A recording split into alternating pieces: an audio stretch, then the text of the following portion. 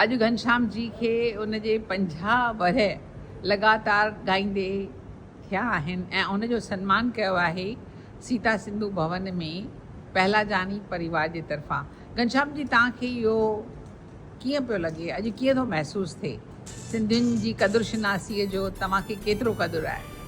मूंखे ॾाढी ख़ुशी थी आहे ऐं ख़ासि करे जॾहिं को बि ऑनर मिलंदो आहे त उहो पंहिंजे कम्यूनिटी जे पारां हुजे त डबल ख़ुशी थींदी आहे। इन करे मां अॼु ॾाढो ख़ुशि आहियां, मां ॾाढो थोराइतो आहियां असांजे सिंधी असांजे भाउरनि भेनरुनि जो ऐं सीता सिंधु भवन जे बानीकारनि जो ऐं पहलाजानी परिवार जो बि त हिननि मूंखे इहो सन्मान ॾिनो आहे। इहे सभु एफर्ट्स बरखा जी जा आहिनि ऐं मां तव्हांजो बि आशा जी ॾाढो शुक्रगुज़ार आहियां। Thank U.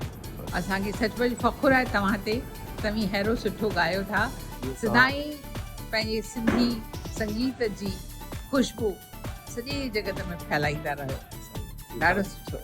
सिंधी ॿोली अमर रहे। जय झूलेलाल।